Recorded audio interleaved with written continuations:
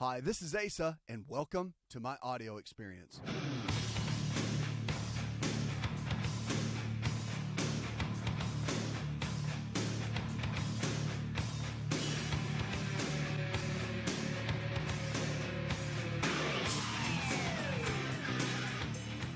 So glad to have you with us today, and so glad to have a very special guest with us, Dr. Michael Greger. He's a physician. He's a fellow of the American College of Lifestyle Medicine, and he's the developer of a great website that I utilize, and I'm sure many other healthcare professionals do as well, nutritionfacts.org. He's written a book called How Not to Die. I love that title. When I saw that title, I just jumped out of my seat. I love it. It's one of the best titles for a health-related nutrition book I think I've ever seen. Dr. Greger, welcome to the show. So honored to be here.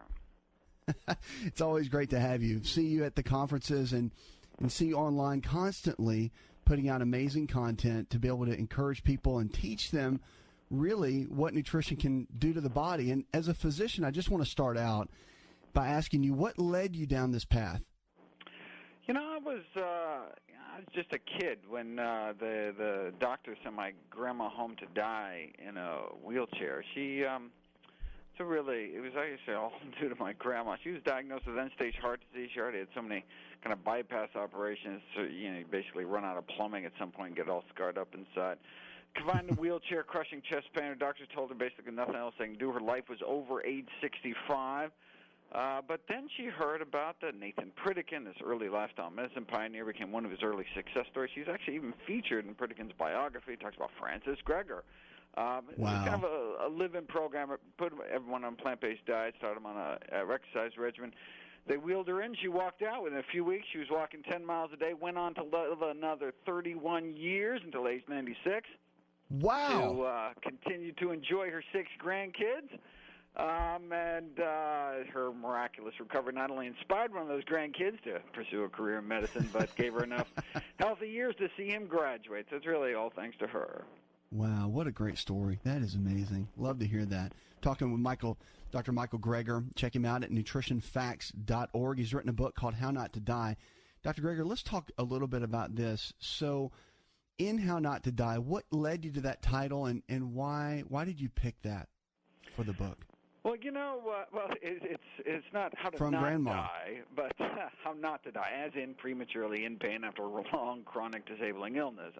The good news is that we have tremendous power over our health, destiny, and longevity.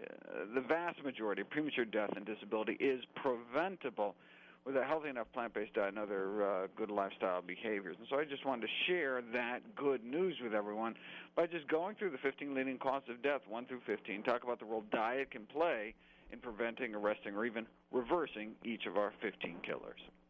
Absolutely. So what would you say in your book as you put it together, if, and again, with sound bites always, as you're great at, what would you say are the best top 3 foods to include in your diet? If the average listener right now is just coming off fast food, they're barely just getting into this whole health concept in their own life, and they're starting the journey, what would the top 3 foods be to eat in their life, to add? I think the top 3 that we as Americans are missing out most of are greens, beans, and berries. So greens are the healthiest vegetables, berries are the healthiest fruits, and legumes, beans, split peas, chickpeas, and lentils, are kind of the healthiest source of protein. In fact, 2016 has been deemed by the United Nations as the year of the pulses, so the year of the beans, basically.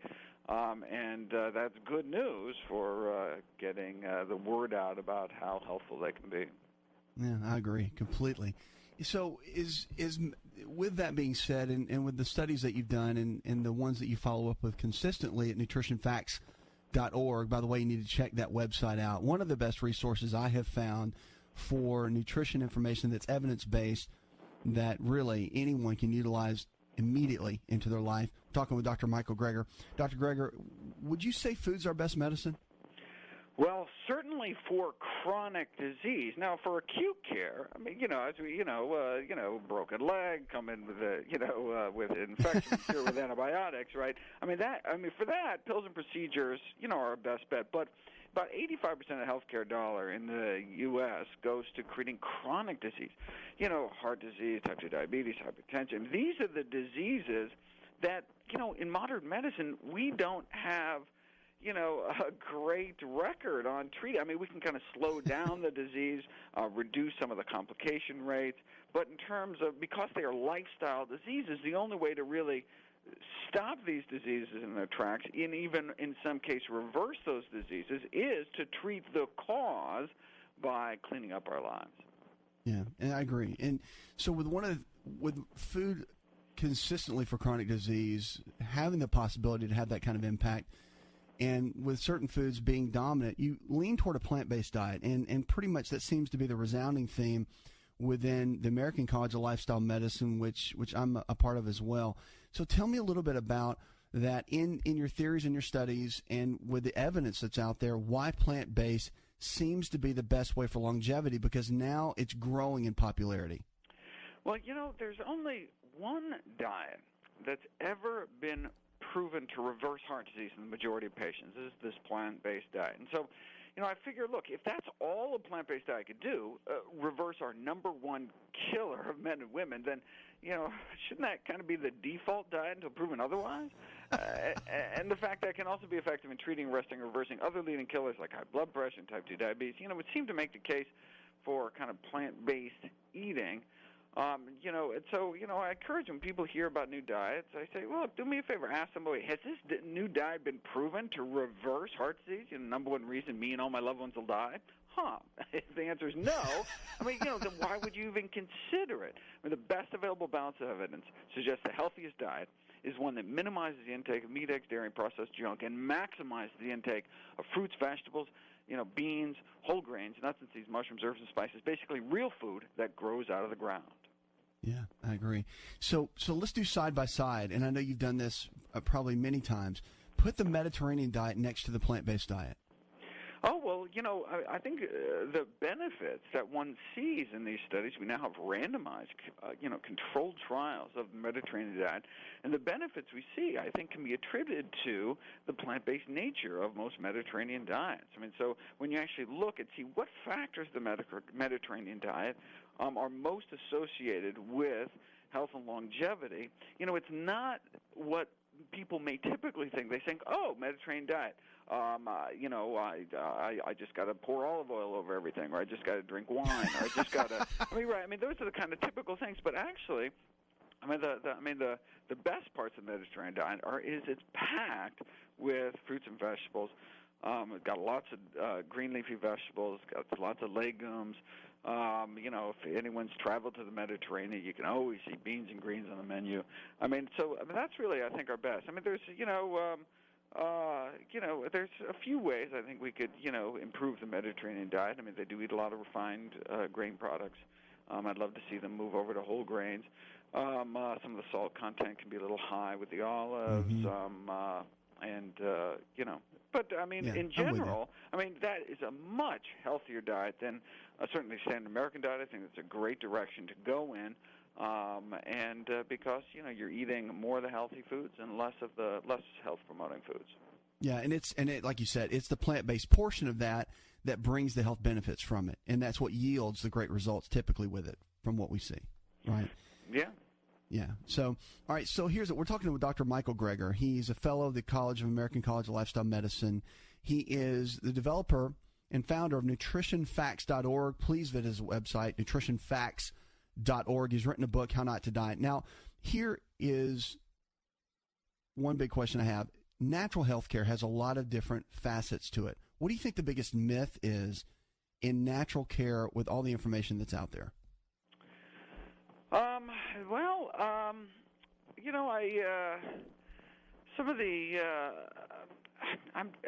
Probably the lack of an evidence base for many of the interventions that I've seen when I go speak at some of these kind of natural health care conferences. People get up and spout all sorts of, kind of wacky theories, but they don't make it clear that that this may be derived from their own clinical experience, from anecdote, from there are case studies that they haven't been published, but they've found in their own practice, which is fine. I mean, that's all. But they just need to make that clear and differentiate that from the interventions that have shown, that have been, proven, that have actually been put to the test and published in the peer-reviewed medical literature as, shown to be beneficial. And so, just, it's totally. I mean, clinical experience. I mean, is critical, and people who've been in practice for decades, have a lot to bring to the table. But I encourage people, if you have a new intervention, you really got to publish it. Things don't exist unless they're in the peer-reviewed scientific literature. And that's the only way we're going to actually change health policy in this country, is that if we can show these, consensus guideline committees that, look, here is an alternative, and it's been proven to work. I agree. And until we have that, unfortunately, a few people may benefit from some of these innovative approaches, but the millions, is it going to be covered by insurance? Is it going to be covered by Medicare? Is it going to be accessible to millions? We need to show these interventions work. Those interventions work. Very, very good. We're talking with Dr. Michael Greger. He is the author of How Not to Die. Also, check out his website, nutritionfacts.org. That's nutritionfacts.org. He's a fellow, the American College of Lifestyle Medicine. We're talking about ways to live healthier, talking about how nutritional interventions can make an impact in your overall health and your overall life. When we come out of this break, we'll be talking again to Dr. Greger. Got some great new questions for him to dig into his new book, How Not to Die. We'll be right back. Hi, it's Asa. I'm giving you a copy of my best-selling book for free to help you in your health journey today. I'll pay for the book. All you do is just cover the small shipping and handling costs. Go to asarx.com and get your free book today. Did you know that you can listen to the Asa Rx audio experience on Spotify and Pandora? For all the ways to watch and listen, check out our show page at asarx.com/experience.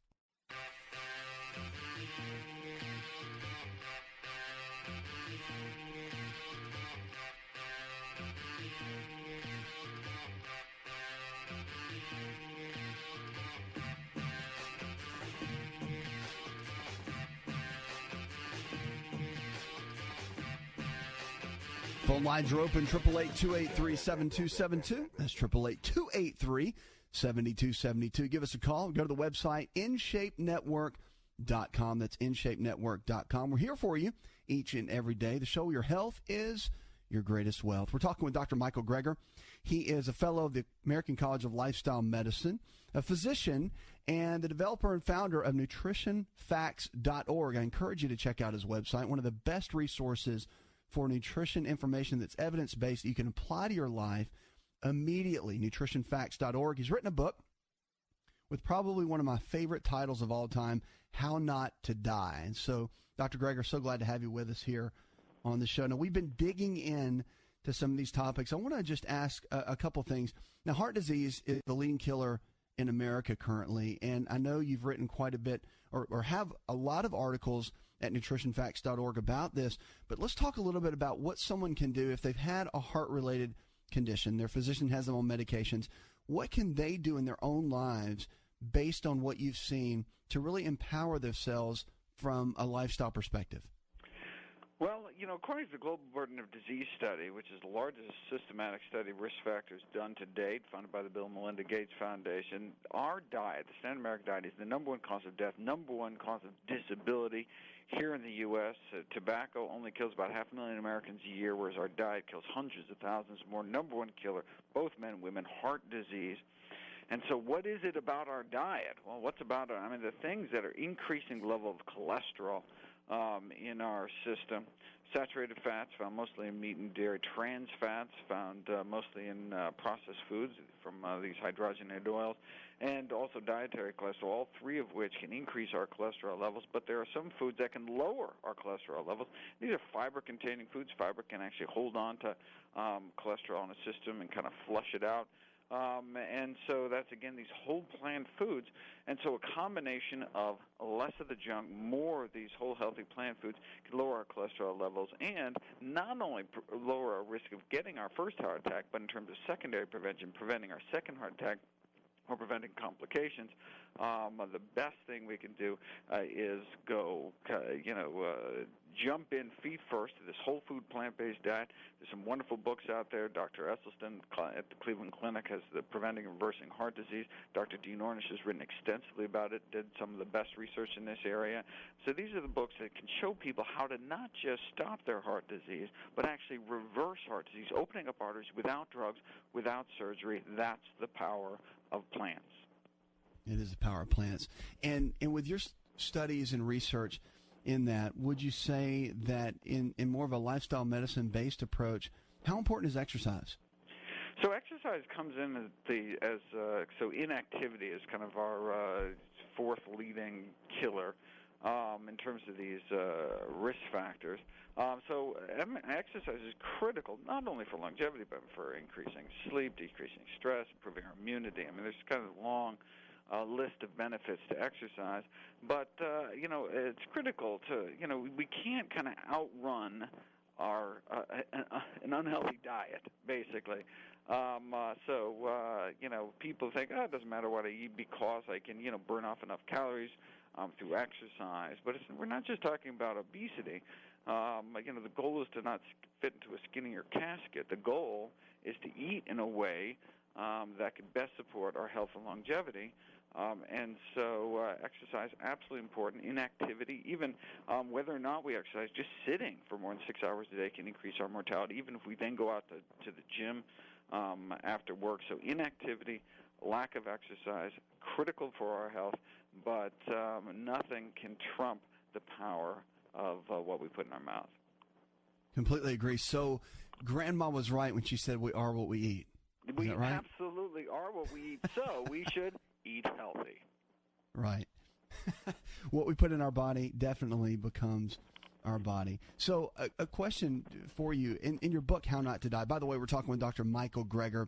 He is the author of a great book you should pick up at bookstores everywhere, Amazon, anywhere you can find a book called How Not to Die, and an amazing book on health and nutrition and how to increase longevity. He has a website that's amazing called nutritionfacts.org. Check that out as well. My question for you, in your book, How Not to Die, what do you think is the starting point? If someone doesn't know where to start, I know it's greens, beans, and berries, beans, and berries, right? Yeah, you're three. But where do you start? I mean, if you've never eaten vegetables before, if it's never been a part of your lifestyle, where would you say start? Start here. Yeah, so, I didn't want this just to be kind of a reference book, including kind of just the most compelling evidence on the role of diet can play in our health. I really wanted to be a practical guide on kind of translating this mountain of evidence into day-to-day kind of grocery store decisions. And so that's really kind of the second half of the book, where I center my recommendations around a daily dozen checklist of all the things I encourage people to try to fit into their daily routine. So I talk about how much exercise I think people should be getting, or what the best available balance of evidence suggests, and go through, I think people should be eating a tablespoon of ground flax seeds every day, a quarter teaspoon of turmeric, the spiced turmeric every day, and go through what are the best berries, the best beans, the best greens, how to prepare them, how to make them taste good. And I think we all have these flashbacks of overcooked gray lumps on school cafeteria trays, but people don't realize you can actually make greens taste good. They just have to be prepared in the right way. So I think the first good step is to just start adding good foods to one's diet. Adding fresh fruits, for example, as snacks. 40 seconds, Doc. We've got 40 seconds to close out. One great resource is 21daykickstart.org. There's a Physicians Committee for Responsible Medicine. It's a free program, starts at the first of every month, and give people the tools to make those healthy transitions in their diet. That is it. Great information. Dr. Michael Greger, he is a physician. Check out nutritionfacts.org. He's written a book called How Not to Die. Make sure to check that out. One of the top, in my opinions, top experts as a physician in nutrition in the world. So glad to have you on the show, and I look forward to having you again. Dr. Michael Greger, check him out, nutritionfacts.org. Puts another hour in the charts. I want to thank you for listening.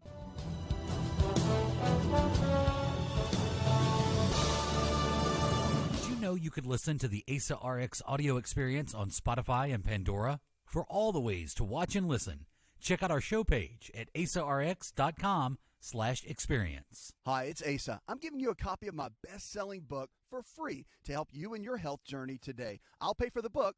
All you do is just cover the small shipping and handling costs. Go to asarx.com and get your free book today. This episode is over, but check episode notes for links to products and services you've heard about on this episode. Thanks for listening and subscribing. Please share the Asa Rx audio experience with others and stay in touch by giving us your comment or review.